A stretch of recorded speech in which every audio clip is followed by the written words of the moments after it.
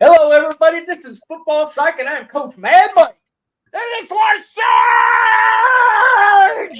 Really appreciate everybody who's coming live with us tonight. We've got a great show prepared for you tonight. This is the Commanders edition where we are talking Commanders football. We might touch on other things, but the focus is Commanders football, and that's what we're going to be talking about today. In the post minicamp part of where we're at right now, it could seem like a little bit of a lull. But we're going through a lot, and we're going to be going through a lot tonight about what this team's going through as it prepares to get ready for training camp. So I got a couple slides. I'm not going to go real heavy in the slides tonight because I got some videos I want to show you guys. But for those who are joining on us and getting in there, please give us your comments. Please get in there and start typing because this show is about you and what you have to say, and I want to be able to capture your comments. I want to know what's on your guys' mind, and we're going to do our best to try to answer that or at least have a discussion on it, right? And then I want to make sure I give you guys the credit and the limelight for doing that. And I just really look forward just to the discussion and dialogue because I can make videos, but to me, interacting with people who also love football is way, way more important to me. What do you think, Lord Sarge? I'm 100% behind you there. Coach Mad Mike, I think this is everything, and I think there's a lot of news to go over tonight, and I love that we're live and we got our fans on, and it's going to be great. All right. So we're going to go over a few things. Again, number one is your perspectives of what you want to talk about. What you want to talk about is what I want to talk about. The next thing that I think is really important is what moves that can the Commanders make before training camp, because I do think there's some things that they could absolutely do. And then we're going to go into talking about a number of other things, but I want to start with talking about Dan Quinn. And before I kind of really get into this, I'm going to get on a soapbox here a little bit because this type of season, it's amazing to me what people do.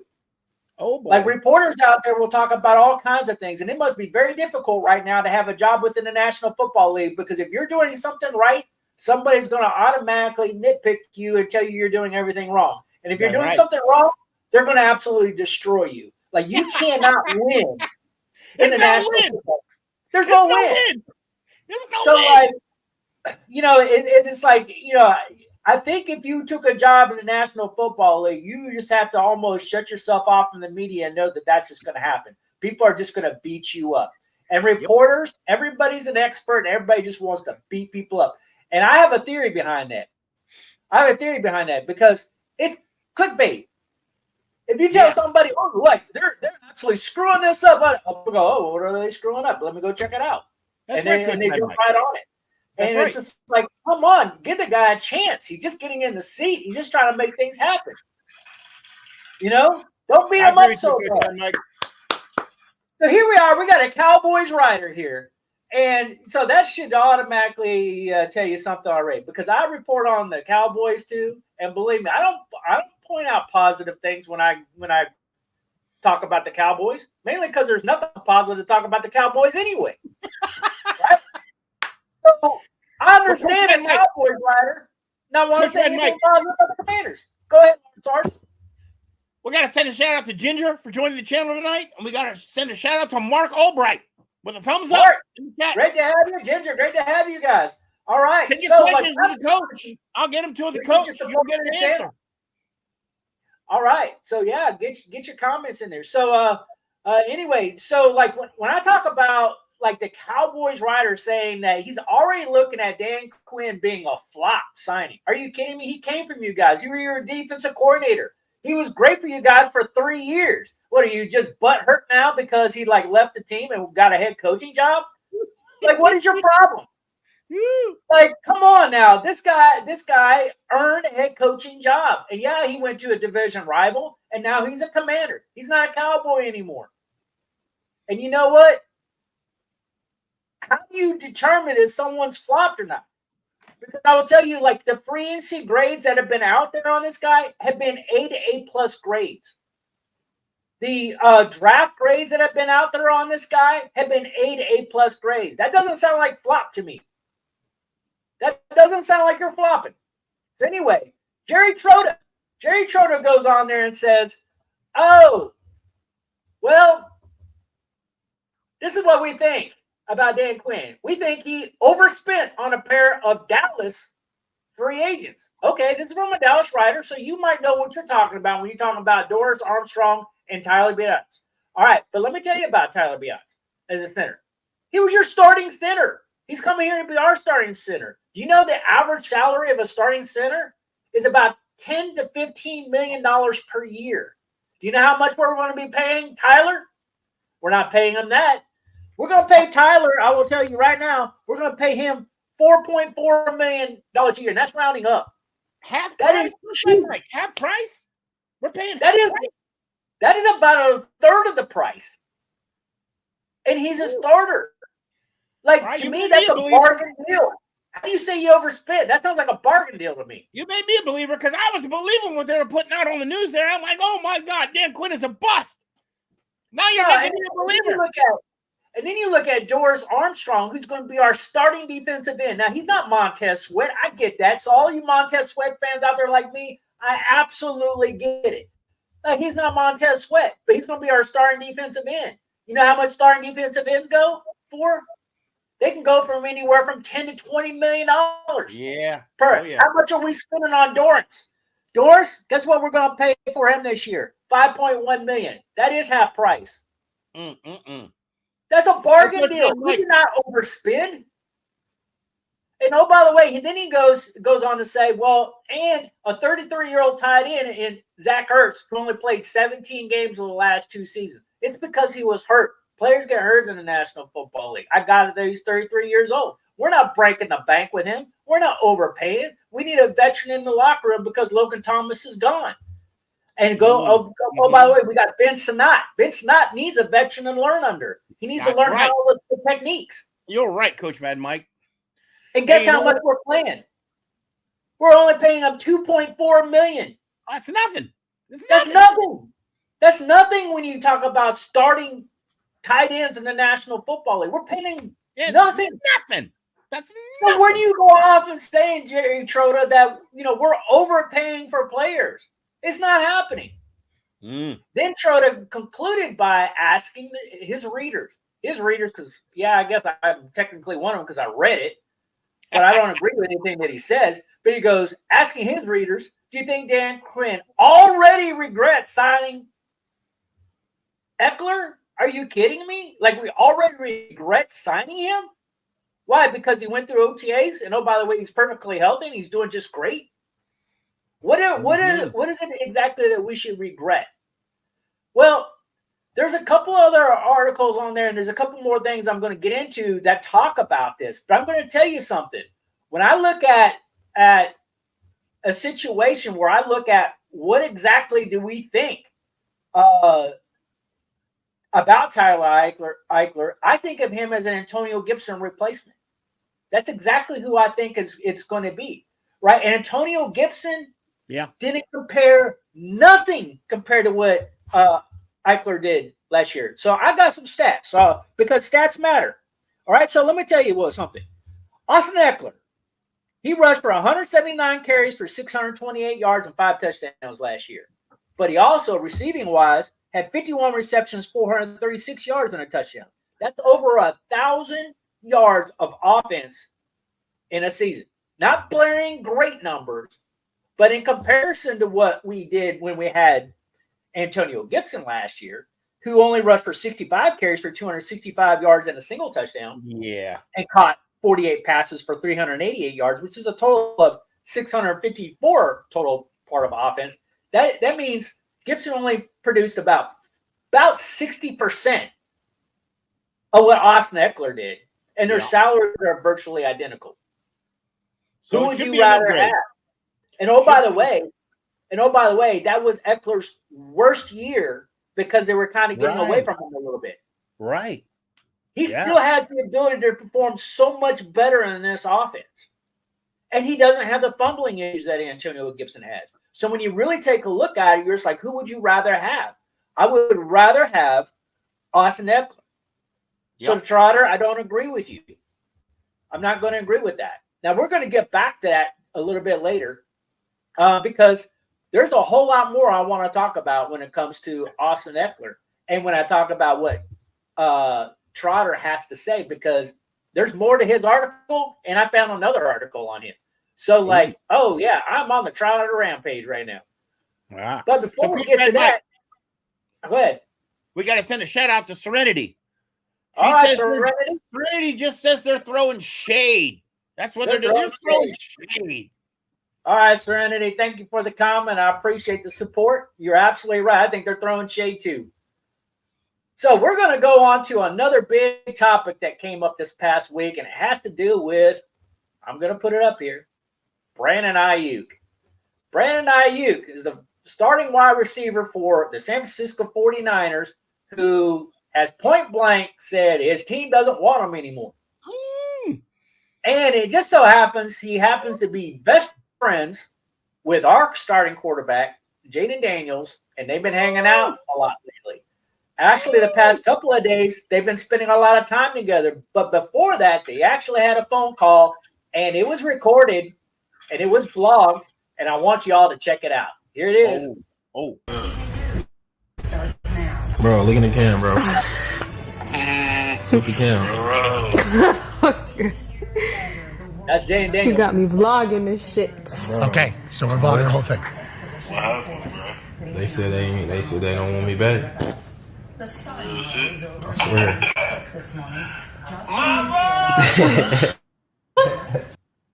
They said they don't want him back. What? They said they don't want him back. That's right out of Brandon Ayuk's mouth talking to Jaden Daniels on the phone. Oh, my God. That is the 49ers do not want him back. That is crazy. So he's in a final year of his contract, and he's going to be extraordinarily expensive. Now, there's been some damage control coming out of the 49ers organization that says, oh, wait. We don't say that we don't want him back. We're just saying like we don't agree to the terms of what he's asking for in money. Damage control. His overall market value is going to be skyrocketed. He makes about he's due to make about $14 million this year, but his overall market value is determined to be $26.5 million. Okay. However, he's actually asking for more than that because the average contract in the offseason has been signed between $28 and $35 million. Right. He's worth 30. And that's what he's saying. I'm at least worth 30. And he goes, he's getting paid 14 now. He goes, we need to come and talk. Woo-hoo. And they're like, yeah, we're not paying that. And so apparently, as of today, breaking news, as of today, they called him back to San Francisco in for a meeting, and he went to a meeting. That's all I know is they had a meeting. They wanted to talk about this because they know he's not happy. They know that he feels like they don't want him back. And I'm telling you, that's not a good conversation to be. But the reason why I'm not here talking about 49ers so much news, I'm talking about the fact that he's best friends with Jaden Daniels, our quarterback of the Commanders, and people automatically assume, well, the Commanders can trade for him. Here's why I'm going to say that this is a horribly bad idea there, Large Sarge. And for all of you that are listening, told me that on our wrap up of that. You told me because I put that out there saying why wouldn't we go after him? And you had 10 reasons why we shouldn't. Go for it. Yeah, and I'm going to go into it. So when you don't trade, this is just the general thing. I'm not saying it doesn't happen because it does. There's a lot of crazy general managers out there. But generally, you do not trade for somebody in the final year of their contract. Here's the reason why. Because if they're looking for a trade and they're looking for a big deal, it's because their stock value is high. It's extraordinarily high.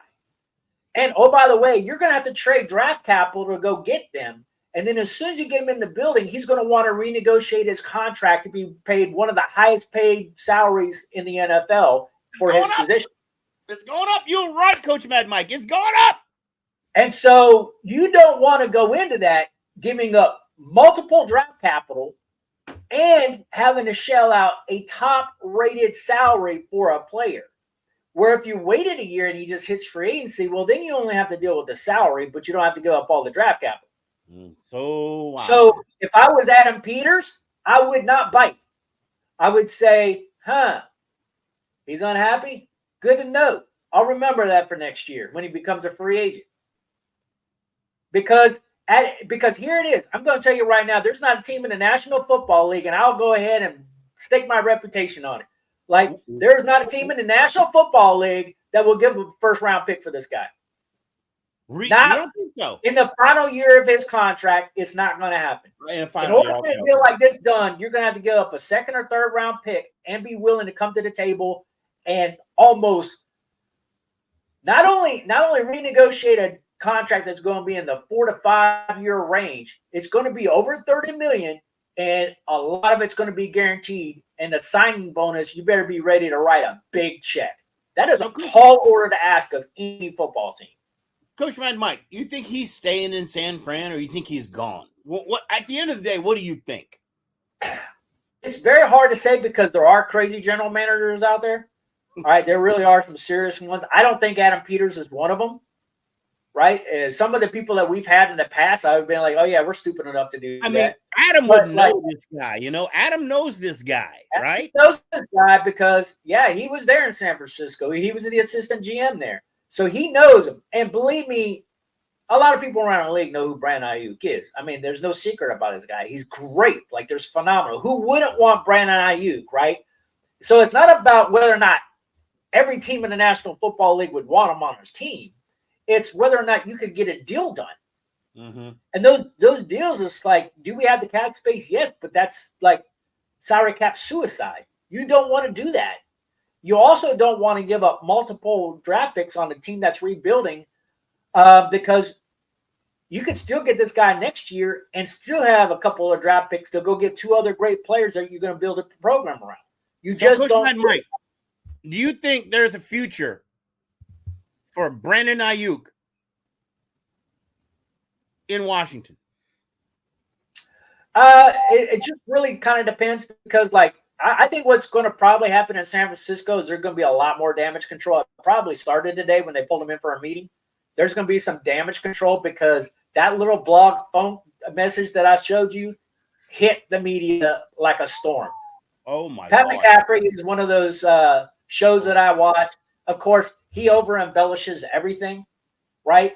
And he was just like, oh, the sky is falling, right? Because every story that he puts out there with his almost 3 million followers is everything's the sky is falling, right? Gotta be, and right? So, and I debunk him all the time, right? So, like, and I'm going to debunk him again. The sky's not falling over this guy. What's going to happen is they're going to try to do damage control. Is it possible that he gets traded? Yes. I would probably say it's 70-30 right now. I wouldn't be surprised if he's traded. But if he is traded, like I say, about 30% chance he gets traded. If he gets traded, it's going to be a huge problem for whatever team trades him. And yes, there are crazy teams that will break the bank for a guy like Brandon Ayuk.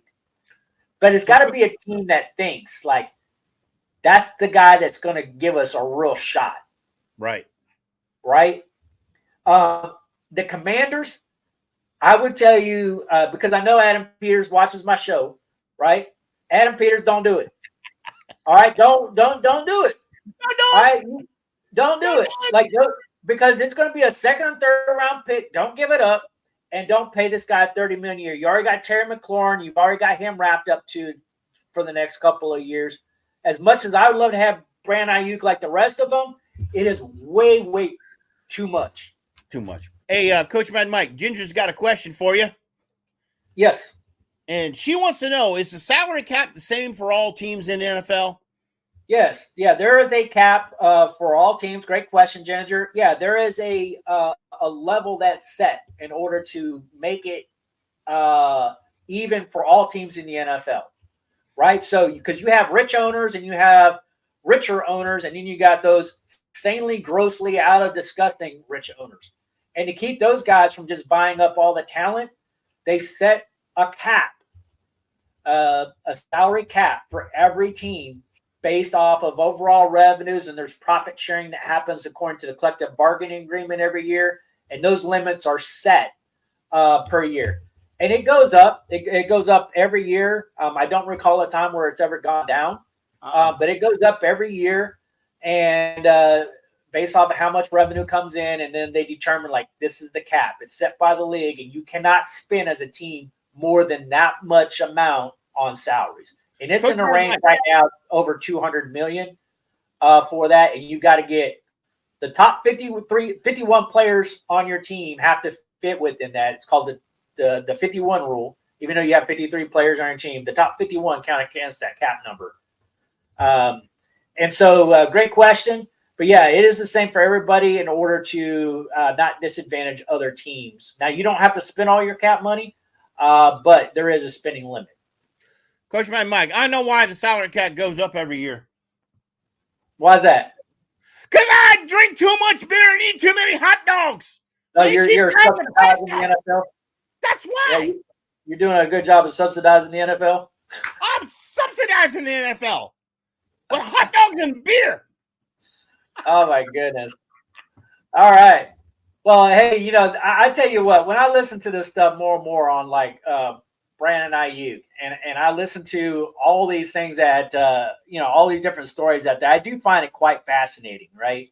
And it also fascinates me because there's been something that's been happening over the past 3 to 5 years in the National Football League. Every time a player plays extraordinarily well, they want to be the highest paid person in the NFL. Oh, yeah, of course. Right? And so what happens is you have this leapfrogging that goes on. Yeah. And so contracts are becoming more and more expensive. And I think general managers are starting to catch on to that. What I liked about the Commanders this particular offseason, if you're a hardcore Commanders fan, you're joining us here and you know what's going on, you remember how things were throughout the past. Under the past regimes that we've had, we've way overspent in free agency. And we caught ourselves in some really cap trouble, and we've tried to chase talent, and it's always bit us. It's always really bad. But a bad omen. Yeah, and so when Adam Peters came in, he took a different approach. He goes, I'm going to go out there and look for talent. I'm not going to overpay for anybody, which is why the Trout article I disagree with so wholeheartedly. I don't think we overpaid for anybody. And we went in there and we said, hey, listen, this is what we're going to go after, right? And he goes, we're going to go after guys that I believe are going to be competitive, that have something to prove, that I'm not going to break the bank over, and is going to come in and be a team player. And I'm going to sign them to short-term deals. Like they're going to get a 1 or 2 year contract out of me because if they don't pan out, they're gone. Yep, smart. I'm not going to lose any sleep over it. Smart. But you got to come in and prove to me you want to be here. Great attitude to take. And you got to perform. So, you got to perform. Can't be a flunky. So, can't be a flunky. You got to perform. Got to perform. All right. So that brings us to can the Commanders, Jaden Daniels, his elusiveness, can it fix our left tackle issues? Oh, my goodness, guys. I tell you what, Adam Schultz of Washington Football, how would you go about and say something like that? I tell you, I love you guys, man. He did. Because you give me plenty of material to comment on. You're going to go automatically out there and throw our left tackles under the bus and say, can his elusiveness solve our problems in Washington on the offensive line? No. James Daniels' job is not to freaking overcompensate for a bad left tackle issue. Yes. That is not how you do it. Right, Coach Matt Mike. You know how you solve that problem? You fix your left tackle issue by going and signing one. Yeah. Here's the other thing. There's several out there on the market that have been out there on the market for 3 months now. Oh, my Lord. And they're still sitting there. I'll give you a few of their names. David Bakhtiari, who all of a sudden got medically cleared over a month ago. All right, you can still find him. He's still available. Still out there. Hey, guess what? You can keep working with the guys that you have in camp all the way through training camp. And if they don't live up to the expectation that they can actually block for Jane Daniels, then you still are going to be able to sign with these guys because they're still probably going to be there. They've been there for 3 months. Adam Humphrey. I've been pulling for Bakhtiari forever. I've been pulling for them to sign Bakhtiari. Just get him. Just get him in the clubhouse. There's other guys that make sense. Look, there's other guys that make sense. There's guys like DJ Humphries. Makes complete sense. But he's overcoming an ACL injury. He's still injured. Now, but He's very familiar with Cliff Kingsbury because he's from Arizona. So, like, Cliff Kingsbury knows who he is. He probably already has the medical report on the guy. He's just not healthy right now. So you put him down there, and if you need him, you can go get him. But another guy, Donovan Smith from the Kansas City Chiefs, he's healthy. You can bring him in if you wanted to. The issue that I think that's going on right now, because people can probably go like, hey, why are they not signing these guys? All right. Well, here's the reason why. Because you already extended Cornelius Lucas. You brought him back. And then you went out and drafted Brandon Coleman. Now, if you really think these guys are going to get into it, you don't want to stymie the growth of Brandon Coleman by taking away reps because you brought a veteran into camp. The best thing to do is to go in there and just say, you know what? I'm going to let him get the reps. And if he fails, I could still go get one of these guys because they're still out there. They've been out there for 3 months. They're not going nowhere. If somebody else wanted them, they would have signed them already. So I think they're okay. Where this becomes an issue is when training camp starts in July. And if our defensive ends are burning our left tackle situation and making Jaden Daniels run, okay, we need to do something about it. That's what training camp's for. Training camp, still about 3 weeks or so away. So we're okay, people. I think we're going to be all right. So, Coach but to answer this question, can Jaden Daniels loosen this, fix the left tackle issue? Come on, that's an absurd question. Totally. I mean, I wish people in the media asked a lot better questions than that. That's a ridiculous question. That's not how you fix anything. The fact that he's loosen this, it's going to help him because he is going to be on the run. I don't think our offensive line is fixed by any stretch of the imagination. And I think we still have it. I mean, I think really, quite frankly, the only guy that we have is Cosme out of the group of 5 that I even like. We had a lot of good offensive linemen in the past, and we let them all go. And it's pathetic, actually. But now we have a rookie quarterback, and, yeah, he's going to need to be elusive. But I would rather his elusiveness be to pick up extra yardage because a play breaks down, or if there's just an opening when he does a rollout and there's just open space. That's where I want his elusiveness. For his life. I don't want him to do it because he's run for his life. That's right, Large Sarge. I don't want him to do it that way. I want to do it because it's designed to be that way. Exactly. Not because he's running for his life. And you're worried about him getting hurt. If I'm out there cringing every time he's out there going out there because he run for his life and I'm worried that he's going to turn out to be like RG3, that's not a good situation. Sam Howell all over again. Yeah. He'll be like Sam Howell or worse, RG3. Yeah. Going out there getting hurt. All right, Coach. So we certainly don't want that. I got a question in from David at All American Street Rods. Send a shout out to All American Street Rods. If you need a rod, get to All American. David wants to know, what is the average annual salary in the NFL? Oh, that's a good question. So the really good question, David from Street Rods. So the average salary can fluctuate based off of position. So it's a little bit more of a complicated answer. So and it also depends on, they have a structure, a bracket structure based off of how much playing time that you have in the National Football League. So you could be like a corner, and a corner can get a minimum salary of like, say, $410K, and that's for like an undrafted signed free agent that you can bring in, right? And I don't know if it's 410K exactly. Don't quote me on that, but there's a bracket structure. I'm just using that for an example. Right. So if it's 410K, let's say using that for an example, then it depends on like how many years he has in the league. Because if he has 4 or 5 years, maybe it's 440 or 460 or 480, right? For example. So there's a scale that you have that each of them can look at where they can say, and they always call it league minimum contract. League minimum contract is not a really minimum set number across the board. It's based by position, the importance of the position. There's a market value for that, and they have a minimum off that, and then they have a graph chart. And that's what they use to determine those salaries. What's the average annual salary in the NFL? Very, very difficult to determine. And then because one player, Coach Matt, the range. Go ahead.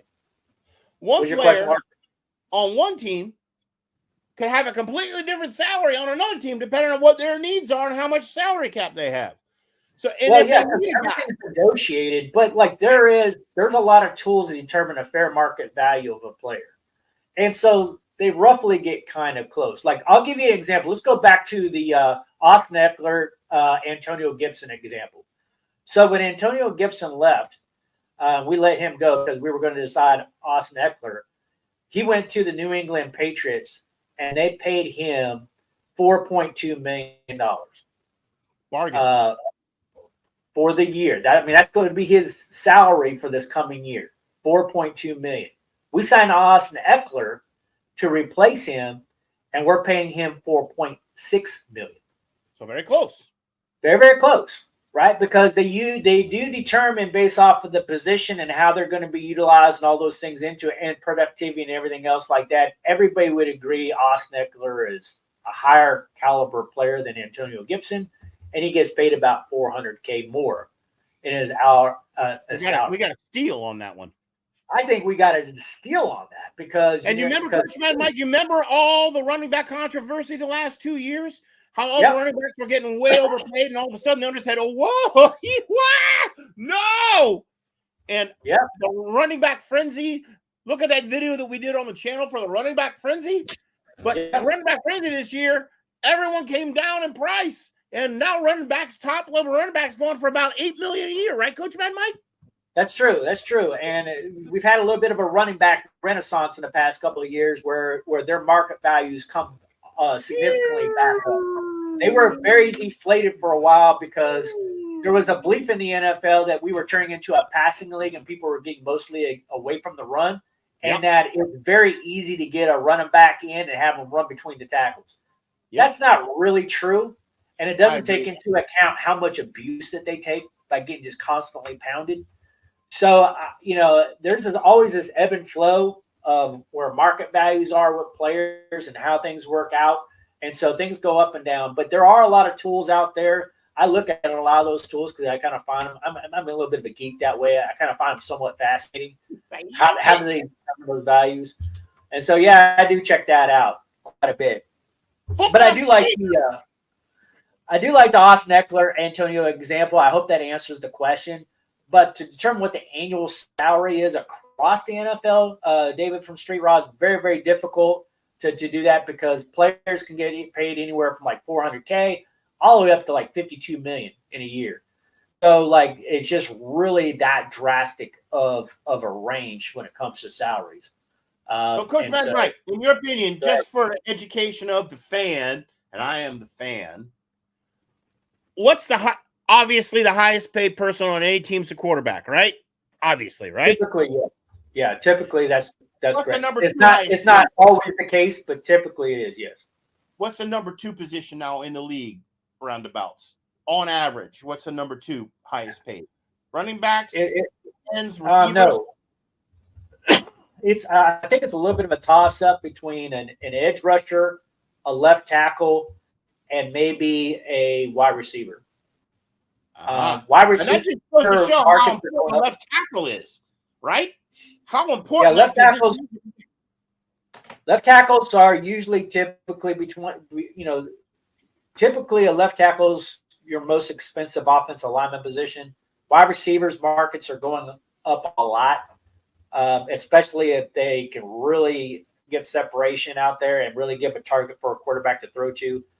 Got that really, that tandem between the quarterback and wide receiver. Like you got to be the number one guy. If you're the number one guy, you can get paid pretty well. If you're the number 2 guy, not so much. Yeah. If you want to be a $30 million a year wide receiver, you got to be the number 1 target. Yeah. But a really powerful edge rusher, a really, really dominant edge rusher that get to a quarterback and sack him is going to create premium dollars too. And then there's some DBs that do fairly well as well. So, it's hard to say, but I will tell you that if you pay for a dominant position on the outside, like a wide receiver or a defensive end, or you get a couple of these guys on your team, typically when you see that a team happen, it's because they got a quarterback that's still in their rookie deal. Right. And they got money to spend. I'll give you another example of that to help answer that question, because teams will get in trouble over that. And a prime example is the Dallas Cowboys, because I want to beat up Trotter again. The Dallas Cowboys are getting that situation right now because they have CeeDee Lamb, who's going to want a monster contract, and it's going to happen this next offseason. And they also have Dak Prescott. One of those guys are going to go because they're not going to be able to afford to keep both of them. You're right, Coach Mike. You're right. You're right. So when that happens, yep. if Dak Prescott is truly the quarterback of the future for the Cowboys, and Jerry Jones will determine that, then CeeDee Lamb's gone, because CeeDee Lamb is going to want a top deal contract, and he's not going to get it in Dallas. Yep, and he's worth it. And so, that's the same situation that's kind of going on with Brandon Ayuk right now. Brandon Ayuk, if you want the $30 million a year contract, there was a time where teams would not even think about spending over $20 million even for a quarterback. Yep. Oh my, those are now they're going crazy for a quarterback is all way over $30 million. Long gone. And if you think you're going to pay for over $30 million for a wide receiver too, you're in financial trouble. Because again, you got $200 and some million of a salary cap, and you can't have that much money wrapped up in two players. Not for a 53-man team. It's still a team sport. It's a team sport. It is. Not a superstar. And that's the reason why I kind of like what the Washington Commanders are doing, because I will tell you, Adam Peters looked at our team and he goes, we have a lot of needs in a lot of areas. So I'm bargain shopping. I want to improve at every position, and I don't want to break the bank doing it. To me, that was wise. And we got some good football players. You know, nobody can argue that Bobby Wagner is not a good football player, or that Austin Eckler is not a good football player. I mean, Coach Mike, we did call it. We called it in our review, the division review. We think the Commanders have every opportunity to finish number 2 in the division this year behind Philly. We really do. I really do. There's that much stuff in there that they did. Yeah, I believe that the Cowboys are probably trending backwards, and I believe that they're meltdown next offseason. Because they're going to have salary cap problems. And Giants are just having a hard time getting going. They're rebuilding. Getting Malik Neighbors is a good start, but, man, they need a lot. They need a lot more than guy. We had so many draft picks, and we made so many improvements. I think the Commanders are set to have a good year. Listen, if they don't have a good year, they're going to be the laughing stock, right? They're going to be the laughing stock. But it looks like they have made the right moves in the right ways, except for the tackle. I'm still PO'd about this. Yeah. Because it's generating articles like this. There's an article, and you got to think Adam Peters is seeing it. So if I was to try to get into the psyche, because we are a football psych, right? If I was to get into the psyche of Dan Quinn, I'm thinking that as a coach, what's probably happened is, he used the 3rd round pick to get Brandon Coleman. Let Brandon Coleman go through OTAs, go through minicamp, and let him go into training camp. Let this guy have first team reps. Let's develop him. And because if he pans out, you became a rock star. You got him for a 3rd round pick, and if he can really hold his own at left tackle, you just became a rock star. If you re-sign Cornelius Lucas, which to me is a really good left tackle, but he's a backup at this point in his career, you're typically only going to keep 2 left tackles on your football team anyway. So you got 2 of them. And so if you think that they can do it, let them do it. And if they don't work out, you can still go to what? If it didn't work out, you could still go to free agency and pick up somebody. Yeah, you could still go get David Bakhtiari. You could still go up and get DJ Humphries, because DJ Humphries might be healthy by then. And or you can go and get Donovan Smith. These guys have been out there again for 3 months. Chances are, next month, they're still going to be there. At least one of them's still going to be there. Mm-hmm. So if your project doesn't That's work, smart, Coach Mike. That's smart. That's smart. you can still go and fix the problem, but you don't necessarily need to pull the trigger and sign the big money now, because if you sign the big money now, what happens if you don't need them? You spend a lot of money for something you don't need. So, I'm only speculating. I want to caveat that. But to me, if I was to get into the psyche of Dan Quinn, I'm just like, if I've signed the veteran now, he's going to want to take the first team reps. I'm not developing my other guy. All right. Let my other guy develop, and then let him prove to me he can't handle it. So anyway, we're going to keep moving on. Go ahead. Ginger's got a question for us. All right, Ginger. Ginger, you're lighting it up. Ginger wants to know, what is the lowest paid salary? What is the entry-level salary in the NFL? Oh, that's a good question. I'm thinking it's around 400K. 410, but right? 410, somewhere around there. I think it might be a lot higher. It could be as high as 750K, because I think the 410 might be for a rookie. A veteran contract I think currently is 750K. So if you're a veteran and you're on the active squad, you get 700. But if you're a rook who's coming in and you make the squad, then you get 410. 410 might be last year's numbers. It could be higher this year. Okay. I don't know what it is this year. But that's from an active roster position, because the lowest paid salary in the NFL is a practice squad player. And a practice squad player, I think, makes like 180,000. There's somewhere in that. It's less than 200K. So,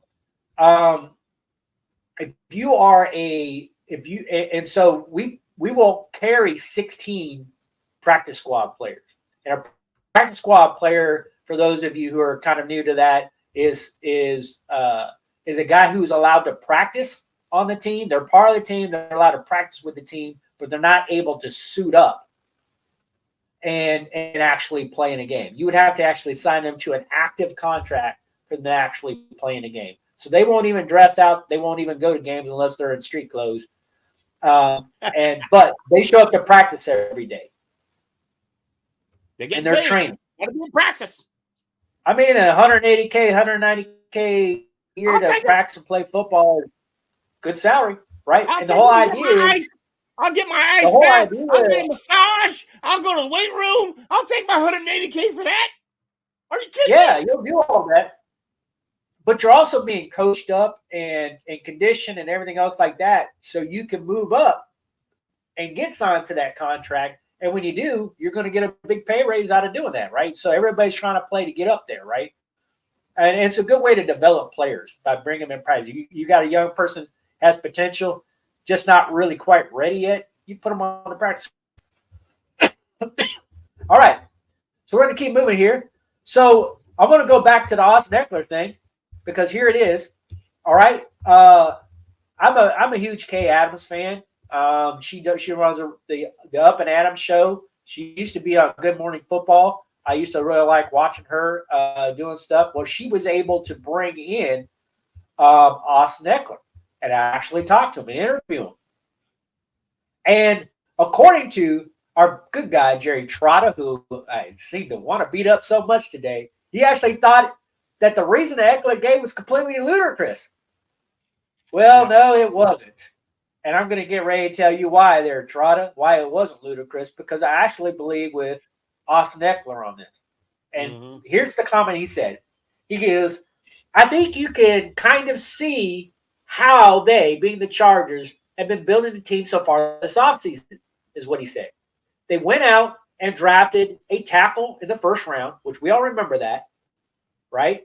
I was a little shocked when he did it, but then it made sense. And I'll get to that here in a second, right? And then they brought in some bigger backs over from Baltimore. So it's like, hey, they want a guy that they can hand the ball to 300 times a year. And look, I don't have that capability to do that. That's not my game. And so Trotter wants to beat him up for saying that. He goes, let me make sure I got this right. Quinn signed a running back who doesn't want to run the football? That's not what he said. All right. And then he goes, Eckler didn't come cheap either. He's going to come in at $8.25 million over 2 years for a bell cow. Well, first of all, he's not a bell cow. And he doesn't want to top 300 touches in a season. No, he doesn't. That's a lot of touches. That is not his game. Yeah. Again, he is a change of pace back. So for analysts that are out there who write these stupid articles who don't know football, let me tell you what a change of pace back is. They're not a bell cow. A change of pace back is not somebody who gets 300 touches in a single season. Right. A change of pace back is going to be between 150 to 200 touches in a season. That's where their range is. It's going to be in there. That's a successful season. But what you also want to see is you want to see them getting over 1,000 yards, maybe not on the ground, but in combination of receiving, because they're catching the ball too. And run the ball. Receiving and running. That's right. They do both. They are a hybrid type of player as a change of pace back. They're elusive. They're very dynamic. They use a lot of speed, and they catch the ball a lot. And so what I want to see is stuff I see from Austin Eckler. Let me give you an example of his stats last year. Again, I told you this earlier in the program. 179 carries, right in that sweet spot. Right? 628 yards. Okay, he's not at 1,000. But where did I look for him to make up the 1,000? In receiving. He had 436 yards receiving. And there you go. That's a total of 1,064 yards. That's what I want out of him. And that was his lowest performance of his career. So he's not a Derrick Henry. Derrick Henry is to give the guy the ball and run him 300 times a year and let him bust up everyone. That's not Eckler. Yeah. Eckler's a finesse guy. He's a change of pace guy. He's a finesse guy. Now let me put this in context of the Chargers, of why they did this and why they gave him up. You have to understand, I know you're going to immediately, the light bulb's going to go off you, Large Charge, because you understand this, right? Jim Harbaugh is their coach now.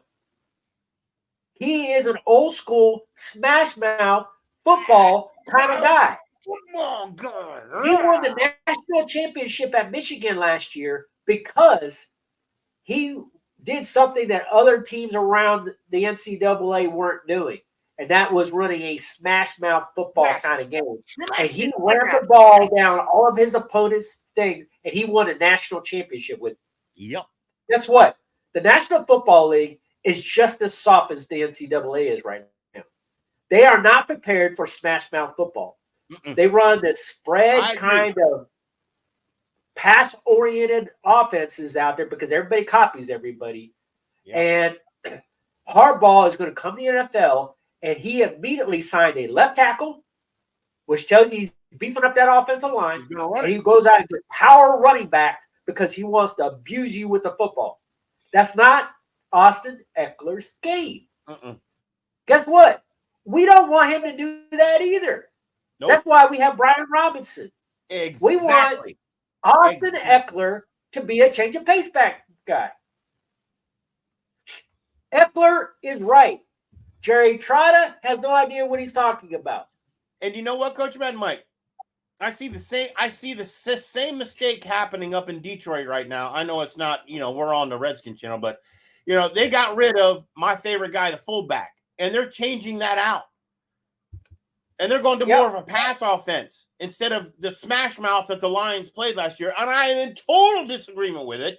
I think you need a fullback. I'm a smash mouth kind of guy. I like smash mouth football. I want a fullback in an I formation, and I want to pound it. And then when my pounding ain't going so good, then I want to throw it. And I want to throw it to a guy like Eckler, who's out on the outside, who's got speed, who's quick, who can damage you because you didn't expect him to get the ball. But when he does get it, he can dance around and fly. And that's how we're going to use him in Commander's Land, I think. Robinson's going to smash it. Eckler's going to finesse it. All right. Well, I tell you what, let's keep going on here because we have another NFL writer believes that quarterback Jane Daniels has the ability to win the Offensive Rookie of the Year award. What? Now, I will tell you, I actually agree with Brian Manning on that because I know everybody's in the Caleb Williams camp. Yeah. Of course, Caleb Williams was picked first in the draft. Of course, he's with the Chicago Bears. Hey, but I've been on the Chicago Bears bandwagon before about telling you about like how I poo-poo on quarterbacks that go to Chicago. And here's the reason why. All right. Because, and I've said this before, Caleb Williams grew up in the D.C. area. Caleb Williams went to USC and played college football in California. He don't know Chicago and how cold it gets in Chicago and how windy it gets in Chicago. Quarterbacks that go to Chicago struggle because it gets cold and it gets windy in Soldier Stadium. And that does not bode well for putting up good numbers. Now, maybe he can handle the job, but if I was to roll the dice on this thing, even though I'm not a gambling guy, if I was to roll the dice on it, I would be voting against anybody in Chicago because those are not good playing conditions to do that. Their strength of schedule is a little bit harder too.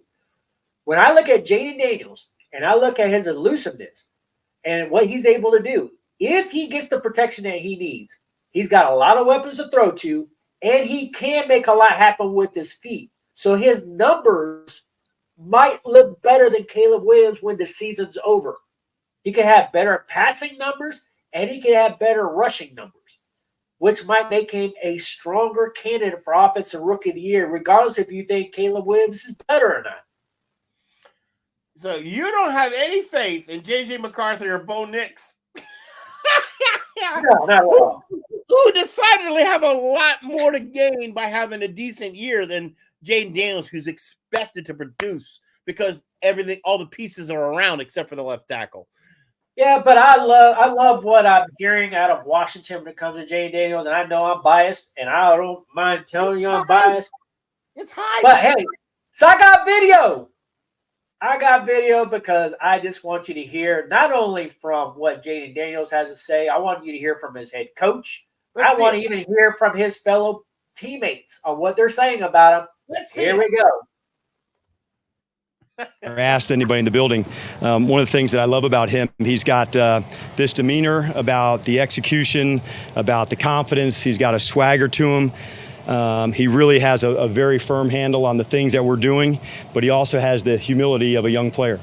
And so I thought, what a cool combination to have this presence as an older player, but yet the humility of the new and younger player, knowing that he has a lot to prove. And I thought, well, what a rare and really cool combination that is. And we talked earlier about the quarterback room, what's that's like for Marcus in there and those guys. They've had some similar journeys, and being able to share that, I think, has been really powerful. I know they both enjoy each other's company a lot and spend a lot of time together. So I thought, what a good person for Jaden to be around in Marcus.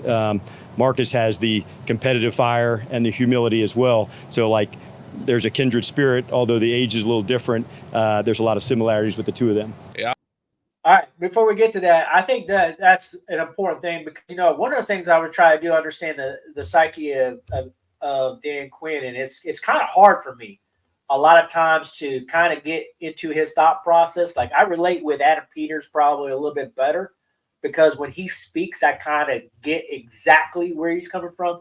Dan Quinn, not so much, which is kind of weird because I'm a defensive guy too, but I'm still kind of figuring out Dan Quinn. I went back and did a lot of research at the time when he was a head coach at the Atlanta Falcons, and then when he got the defensive coordinator gig in Dallas. And so he comes from a very, very interesting background. You're right. When he was in Atlanta Falcons, he took them to the Super Bowl. They lost, but he got them there. Yep. In Dallas, he completely rebuilt their defense. So, but there's some things about him. Powerful defense. Yeah, very powerful. I mean, there's some things about him, though, that I still haven't quite figured out. And one of the things I didn't understand was between Adam Peters and Dan Quinn was why would they go out and sign Marcus Mariota? Exactly.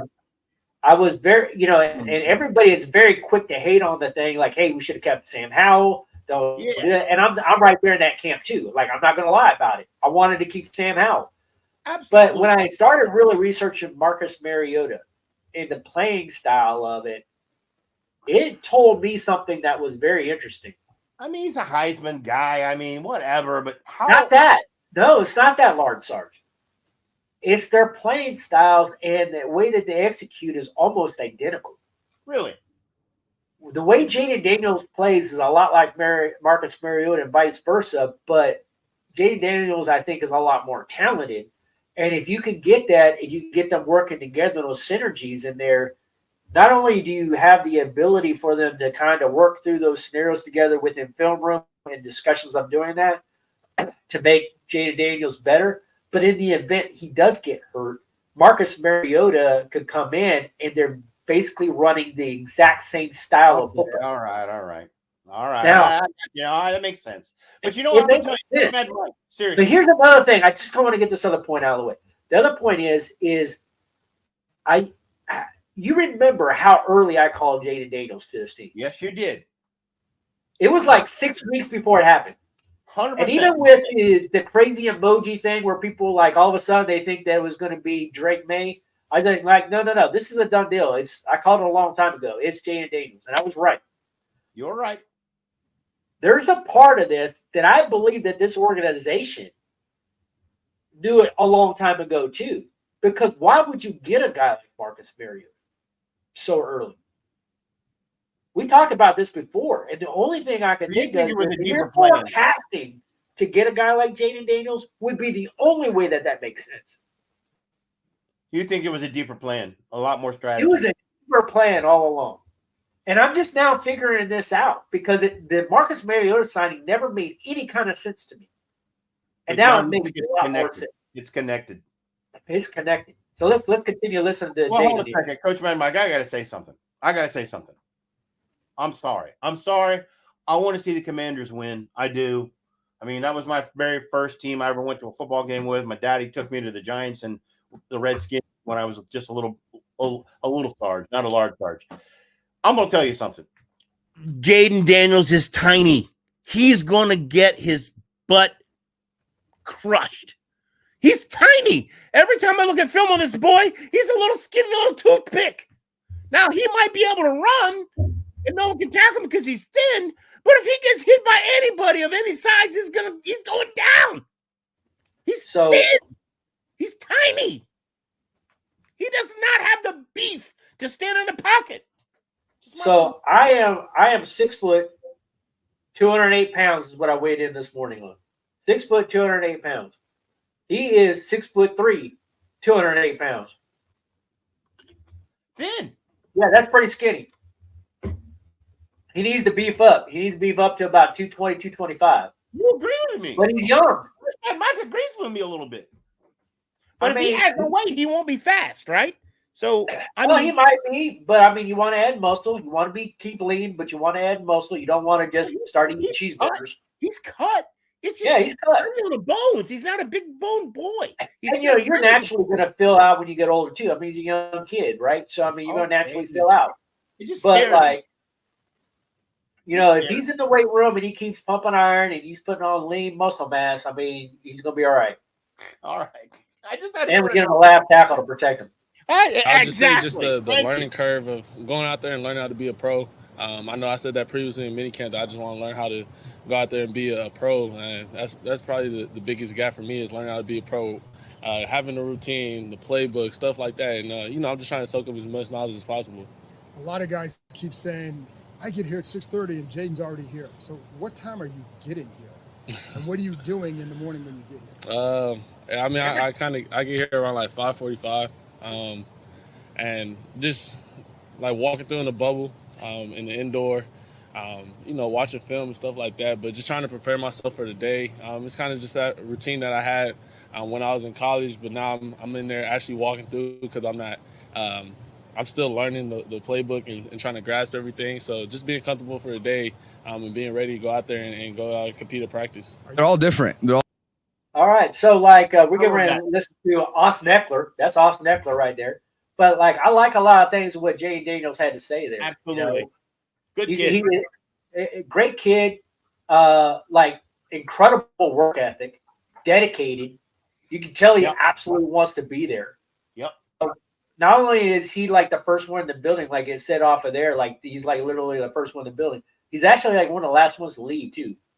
Like he is there all day. Like I saw another one where I can't remember who it was talking to him, but they were saying like that guy right now is so into trying to be successful. Like he literally eats, breathes, sleeps football right now. I love like it. there's nothing else going on in his life. He wakes up, he's in the building. When he leaves the building, he showers up and he goes to bed. I love it. Like he's determined. So this is Austin Eckler. 30 minutes for success, right? Dedication, practice, dedication, practice. Yep. No quit. Absolutely. And we've had a lot of conversation on here about Austin Eckler. So, like, what was Austin Eckler? You know, he's new to the team. What does he think about Jane Daniels? Here he is. All different. You know, I came in with Philip. He was like in year 15 or something like that. And so that's different when you're with a quarterback that's a vet like that. And especially for him, because he would embrace the leader role. He had been doing that for a while. He'd been there longer than anyone besides the owners. And so he was out there. He's running the blitz pickup meetings. He's running, drills on the field. Like it's Philip running it to say, "Now I want that one again. Hey, you come over here. Let's run it this way." To Justin, who was, trying to figure out as a rookie, just like Jaden is right now. So it takes a little bit longer for them to get their footing, which is expected, just like any rookie it is. But from Justin to Jaden, they're still different in their own ways, which.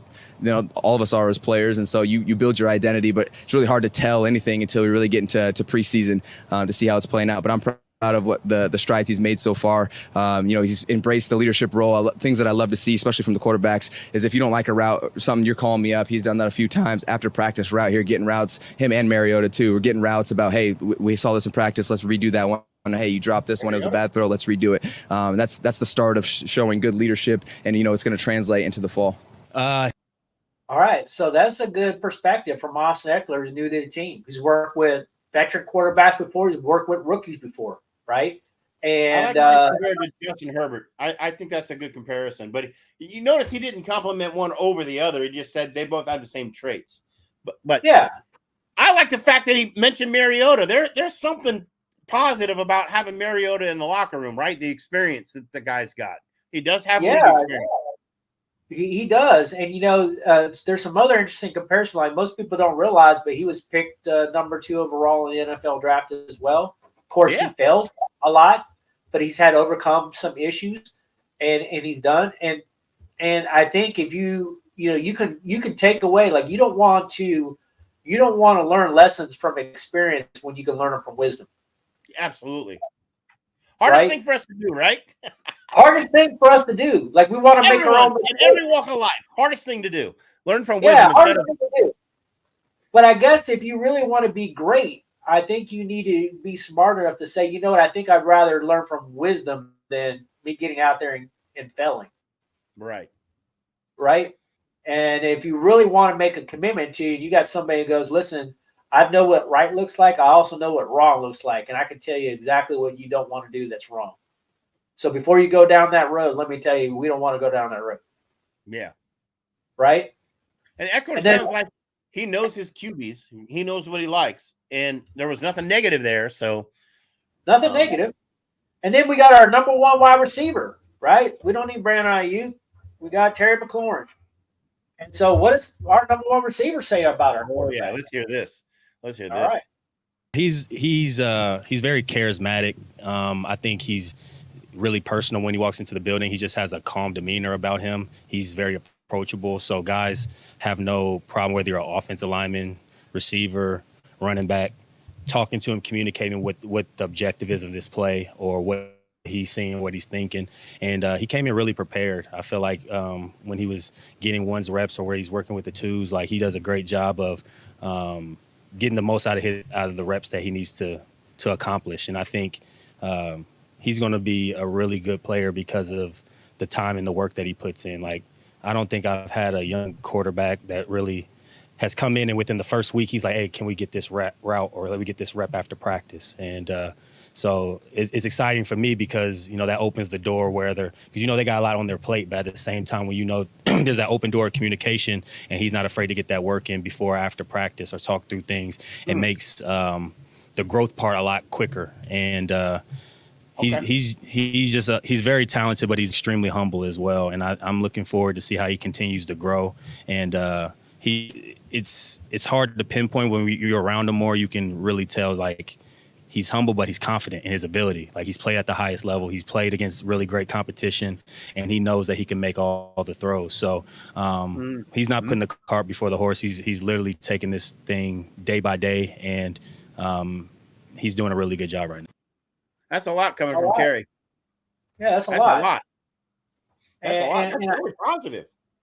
Yeah, and I like that because, Terry McLaurin in there. That was like honest, I didn't sense he was trying to hype anything. He was just calling it as he sees it. And Terry McLaurin, that's one thing I like about him is he's a man of character. I can always tell because he always doesn't sugarcoat anything. He's not rude about anything. He's a really good guy, but he'll just tell you right. He'll tell you straight on things. And so, which I think is great for being a leader in the locker room as well as Terry McLaurin is, because he's usually a team captain. It really, riles up all the wide receivers and tight ends, and they look for his leadership in there. Terry is also a guy. I love hearing about. Let's go over this again. Let's go over it again. I don't quite have it. Can we go over? I mean, that work ethic will produce something. Yeah, and I think the other thing about Terry McLaurin also is, in his time in Washington, since he's been drafted, he's been through a lot of quarterbacks here in Washington. Yeah. So he's seen his fair share of guys come in and out the door. Because we go through he knows a little something. He knows a little something because we go through 4 quarterbacks a year. As sad as that is, So, I mean. Let's pray it doesn't happen this year. No broken legs. Yeah. I just like for it to be Jay Daniels and just get to a whole season with one quarterback. I would love for that to happen. But it's typically that doesn't happen in Washington. And so Terry McLaurin's been through a lot of guys. So I mean, he's got a good sample size of what quarterbacks look like and how they prepare. Yeah. And all that. So anyway, I've got so much more material to go over. But we're over an hour already, so I will save it for our next show. There will be no show, people, for next week. We are taking a vacation. I'm going to Mexico, and I'm going to do some scuba diving. I'm not going to talk about football.